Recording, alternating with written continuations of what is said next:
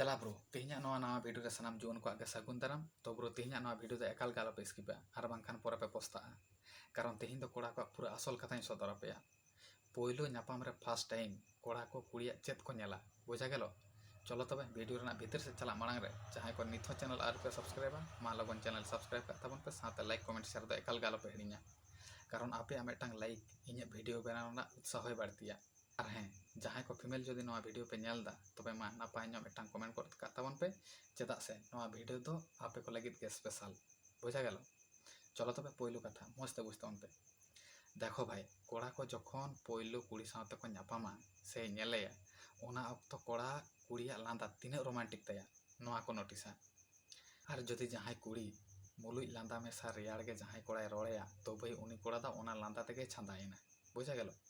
तो कोड़ा को मुद्रे किछु व्यतिक्रम कोड़ा मेना कोआ जहां को तो पोइलो नेपेल नापाम रे कुड़िया पूरा फुल बॉडी को स्कैना बुझा गेलो एरपर द्वितीय कथा हुयुग कना भाई कोड़ा को अनेके मेना कोआ कुड़िया मेद को लक्ष्यया कारण कोड़ा को बाडाय साना कोआ तीना कॉन्फिडेंट भावे हयतो रपड़ कना से तीनाटा सारी कथा मेंदा नोआ को बाडाय बुझेउ कोआ जार जन्नो कुड़िया मेद को लक्ष्यया बुझा गेल एरपर तृतीय कथा हुयुग कना भाई कुड़ी कोआ झेल गे हेंदे रेमेल उप कोड़ा को खूब को खुशिवाआ दालाय दालाय उप नेलते अनेके कोड़ा किन्तु को अलरेडी को इम्प्रेस कना बुझा गेल कुड़ी को मेता कना अति माने परिष्कार परिच्छन्न जत्न रे दहका तापे कारण जे कोनो समय जे कोनो मुहूर्त रे कोड़ा किन्तु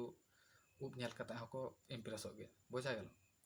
एरपर चतुर्थ कथा हुयुग कना भाई किछु किछु कोड़ा मेना कोआ जहां को तो कुड़ी रोड आड़ांग आंजम कते हको फिदा से को इम्प्रेसोआ बुझा गेल कारण कोड़ा को मनेया जे हयतो रोड आड़ांग जदि नुना मज हुयुग तया ताहले खान दो हर तो आरो तिना नापाय हुयुआ नोआ दो किन्तु रंग नंबर क्षेत्र नो अंका हुयुआ और सामना सामनी नापाम रे तो भाई समस्त किछु नेल नामा ओनाते दो असुविधा तो बांग हुयुआ ओनाते फीमेल को मेता पे कना जे हयतो पोइलो नेपेल नापाम रे दो कोड़ा को नापाय गे नानहा राहाते रोड़ा को पे बुझा गेल तबे आनी आम सक्सेस पथरेम चला और जदि पोइलो नेपेल नापाम रे आम चोड़ांग राहातेम रोड़ाया ताहले तो भाई दुलाड़ तो आडी सांगी रेना कथा दोसर बार तो आदो रोड़ के बाय रोड़ामा टेराते बाय कोयो आमा बुझा गेल